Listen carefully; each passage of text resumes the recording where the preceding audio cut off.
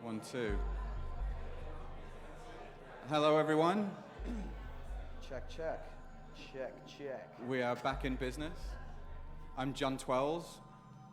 This is Fact Against the Clock Lab. And some of you might have been here for Kelly Moran's performance about 45 minutes ago. Now we've got Sepehr here, who's like, this is like local. I'm very local. I'm considered very local. Yes. So we had the out-of-town act, and now we've got the local act. Yeah. And some of you will know the Against the Clock format. Basically, an artist makes a track in 10 minutes. And then with this one, because you're all here, we get to ask questions and deconstruct it afterwards. So without any further ado, let's go against the clock. All right. Let's go. All right. 3, 2, 1.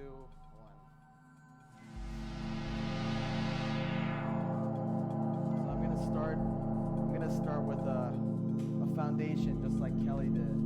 That usually does well. Sounds cool.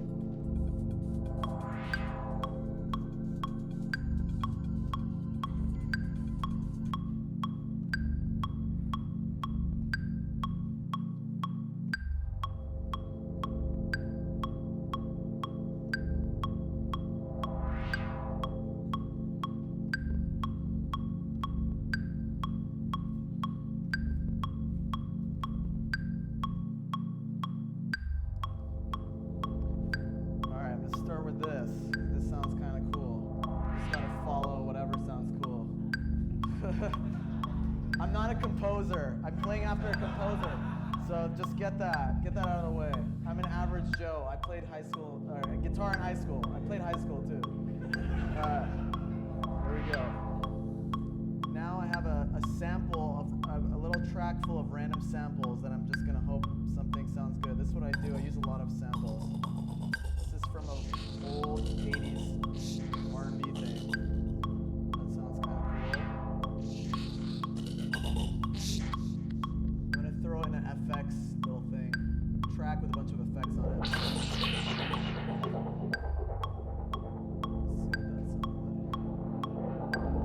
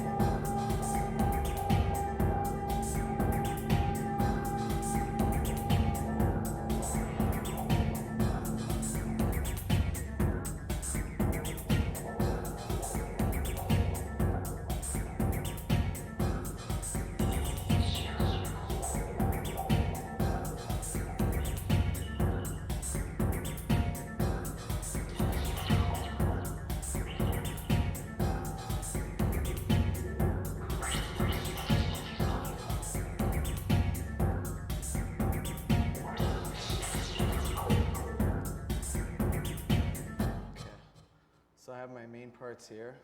So now, is that how much time I have left? No. Okay, all right. We're just gonna keep jamming then.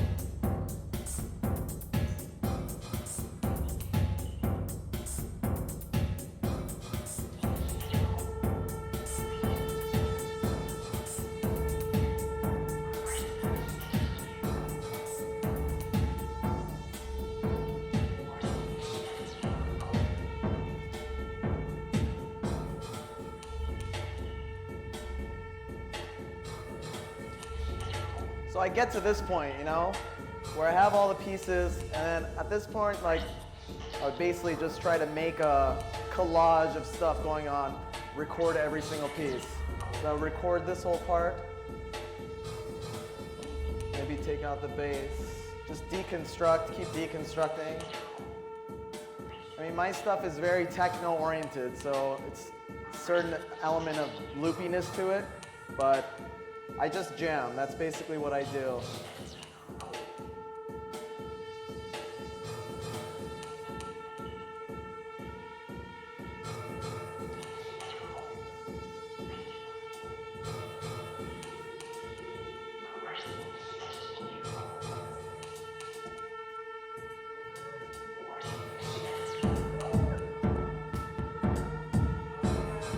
Is that it? All right, that's it. Wow, that is difficult. That is difficult. It goes quickly, huh? Yeah, wow. Thank you very much. I mean, that's just the main thing. Like, the whole structural process is what I do way, way later. I basically stand there and jam for a very long time until something like that comes about, and then begin the whole process. So this is usually how you work? Yeah, it depends. I mean, it depends on what sometimes I'm trying to like have a destination in mind that I'm trying to achieve, and other times, which I think is really important, is to just like have no purpose at all and sit there and just like do this for like an hour. And just literally. I've got worse records. But yeah, you get the point. So a lot of my stuff is very like live-oriented sounding things where I'm just sit there and jam and try to see what comes from it. I mean, there's some, I mean, the merits of musicianship can be debated, but I mean, I played an instrument in high school, which helps guide me sometimes, but I think ultimately you can get to the destination that you want to get to no matter what. No matter what gear you have, no matter if you know how to use scales or not. You know what I mean? It's just trial and error. I mean, we all have access to the same notes. You know what I mean? So, yeah. And I know that your main synth broke yesterday. Yes. So Actually, me about this that. morning, the main synth that I was going to use for this broke. So that's what happens sometimes. That's what happens with real gear, everyone. That's what happens with real gear and traveling with it, and it's not for the faint-hearted. But so what was your backup plan? I didn't have one, but I did have another synth laying around. So there was that plus. I brought this guy here and was just gonna, you know, I'm just gonna use one out of the 10 chords that I know how to play on a piano and hope that one of them sounds good, and that's what it was. But I mean, I think I'm more of an average Joe type, right? That just has a lot of passion. So it's like, I know when I'm in the zone, I reach like a different sort of like state where it's like, it's gonna sound good because I'm like feeling it and I'm really gonna just make it happen, and I hear a lot of things in my head that are so loud that I'm gonna try to like bring into reality, you know? So I think that's really important. It's not the most important. You should also be a good musician. This is not a Debatable. PSA against like learning theory. Like learn theory, I'm trying to, but Don't. It's the passion. The passion is the most important. Cliche, but yeah. No, passion definitely important. Does anybody have any questions? There must be some.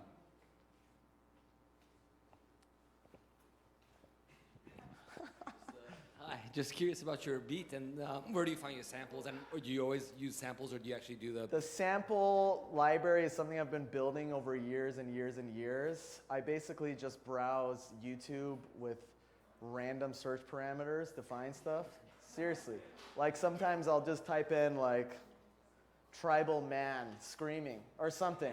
Whatever, it doesn't matter. And that leads me to find something that's the opposite of a tribal man screaming, and I find some beautiful vocal somewhere, you know? I also do a lot of like background thinking into trying to find acapellas or random stuff of like hip hop that I listen to, like underground hip hop or like even just like rock songs that I was into, like weird post-hardcore bands. Like a lot of times they have like these intros with like someone just saying something before they start a track or feedback, and I just take pieces of that. And I've been just building a library like that for like 7 years now, so I have like a huge library of it. What specifically meant for your beat? The for beat? This one? No, any beat. When you use a beat, do you use samples or do you I make use them your both. Like for this instance, I have like some kicks, you know, that I loaded up randomly.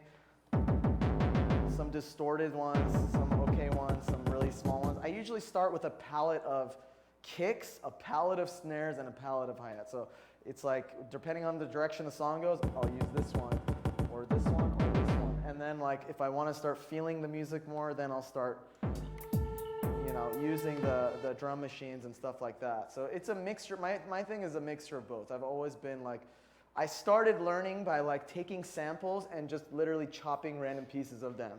So to find a sample loop of something and just like volume down, volume down, volume down, volume down, volume down.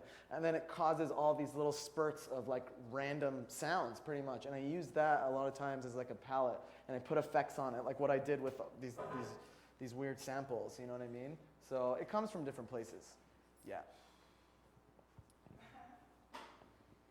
What effects are you using? Do you use plugins or I don't really use, I used plugins for a while, but after a while it started getting too overwhelming for me because a lot of times you download like Waves plugins or something like that where it comes with like 60 different effects that are all they have their own UI and everything, and it's very overwhelming. So a lot of times I just use Ableton effects. And like a lot of times people ask me like, how did you make that acid sound? How did you make that bass line or something? And I'm like, Ableton saturator. You know what I mean? And it's just like, it's just the way that you double things up. Like I think an important thing is to just double things up all the time. That's kind of like a rule of thumb. Like every time you have a sound, just like duplicate it and make them like layered. You know what I mean? Because then it'll create a different thing. And you could do it with effects too. So I'll take an Ableton effect, and if the Ableton effect doesn't sound good enough, then I'll put 3 of them. And like, like you'd be surprised. Like it starts doing like interesting things. I mean, it's like what, like, you know, how lo-fi producers do their thing to make like weird tape sounds. They're like, I took a tape machine and then I put another tape machine, another one, and just like cranked the gain, and all of a sudden this interesting thing happened. So yeah, mostly Ableton, and sometimes I'll mess with plugins, but not usually. Yeah. Yeah. Yeah. Any other questions? Oh, great.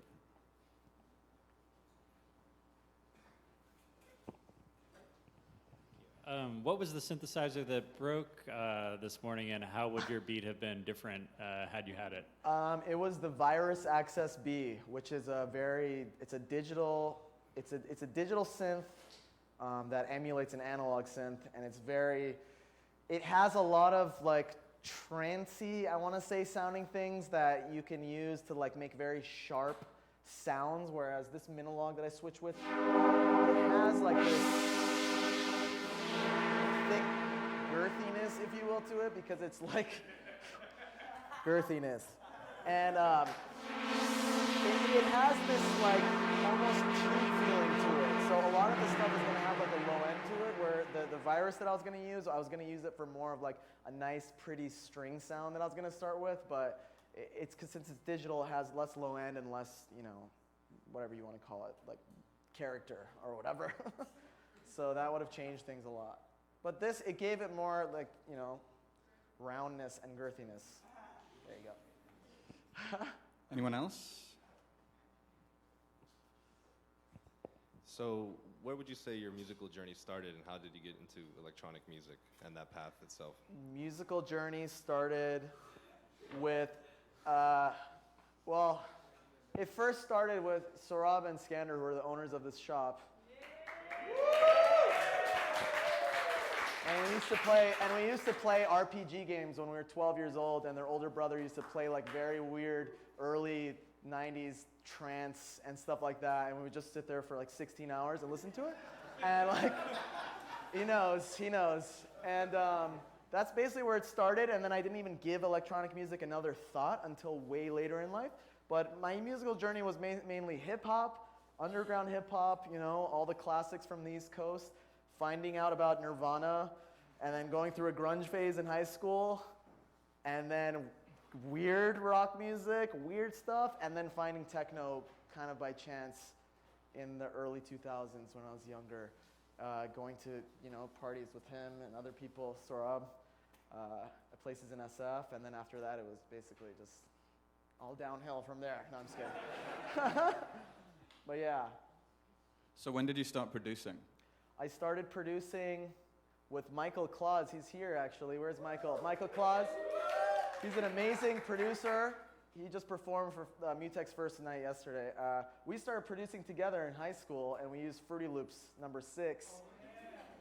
And literally, we just started twisting knobs. And that's kind of what I do now, but I have a greater feel for it, and I understand it more, but it's kind of the same concept. But started producing, I think, around, when was that? 2007? 2007, I think. So about 12 years. But like 6 years of being very serious about it. The rest of it just kind of noodling and finding out and learning. Yeah. Any other questions, anyone? Okay, so did you want to announce the... What happens after this? So how do you actually arrange? You said you jam and you figure out all of the pieces, and now you have these small sound fragments. So how do you put it all together and arrange it? Well, I got to decide what I'm going for first. So if I want to make a track that is like a more epic sounding, atmospheric techno thing, then I would be like, okay, I'm going to start with no beats in the beginning, and I'm going to just use my main chord thing. You can even start with that, you know what I mean? Or some of the samples. So something like this that's just interesting and gets your attention first. Maybe some of those things. And then just slowly over time, it depends on what you want to do. If you want to make a banging techno track, start with this and then just bring in something, Give it an ominous feel at first. I basically, what I do is I follow the sounds. So if I have this sound, right, which sounds like it's a very unique, attention-getting sound, I know I'm going to start with it. So whatever is like the sound that you think is going to be the thing that can get the attention, if that's what you want to do, then start with that. You know what I mean? And then over time, it helps to I just arrange stuff. I do a really shitty arrangement of the beat first. So it's like, okay, kick drum here, 0 kick drum here, then kick drum here again. You know what I mean? As a basic skeleton. Then after that, I press play and look away from Ableton. And because that's the most important thing. Because when you're looking at the grid, then you're just paying attention too much and not actually feeling. So once I got the basic skeleton, I turn around. Sometimes I turn my lights off so that I feel like I'm like in a club or something. I turn my lights off. I turn some LED lights on and stand there and pretend like I'm somewhere. Seriously, it helps a lot because it puts you in that mindset. So, and then after that, I just followed. I'm like, okay, then a hi-hat should definitely come here. Like if I was hearing this somewhere, like I would want it to come in right there. So, it's just very feeling-based. I lay out a skeleton that's very basic, and then after that, just close the screen and just like listen to it. Yeah. Do you find that you do a lot of automations and random Yeah, things? a lot of automations, but I'm trying to like get away from that because a lot of times automations can sound a little bit gimmicky or like an easy way out. So in this point in my music career, I'm trying to let go of all the gimmicks and easy way outs that I've accumulated over the years. One of them being automations, you know, because like you have this beat and then you have this.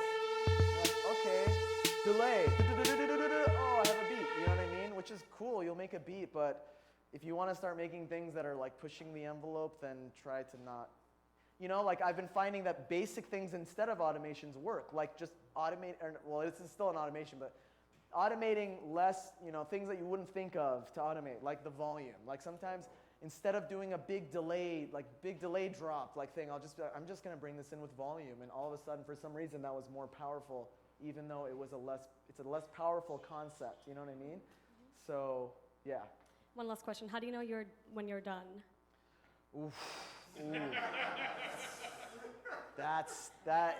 The answer is you're never done, and you could sit there until you're 95 years old and working on the same snare for years. I basically have to rip myself away from the computer, and after I make like 3 versions of a track, I'm like, this is done. You know what I mean? I work with tracks kind of like, it's like a conveyor belt. Like it's like one track comes at me and I work on it for a while, and if it's not being finished, like next, you know what I mean? Bring another one in, this is not working, next. Because the more time you waste on it, the more emotionally draining it's gonna be, and the less chance that it's gonna be finished, quote unquote. But I think getting feedback from people is the most important thing, like in order to ascertain whether a track is finished or not. That's like a big thing for me. It's like, you're in this perception where you have no idea what's going on because you've been listening to the same sounds for hours, maybe days, maybe months. And so you're basically at that point like freaking schizophrenic or something because like you're just like, I don't know, you know? And then right when somebody walks in and goes, oh no, you should end that right there. And you're like, oh my God, you know what I mean? So like get feedback even if it hurts your feelings. I'm bad at taking feedback, but I'm like, I get help from friends. Tiam helps me a lot. Thank you, Tiam, for being a good feedback. He's my executive producer sometimes. Tells me most of my stuff sucks a lot of times, but it's good. Yeah. Thank you very much. Thank you, guys. Thank you.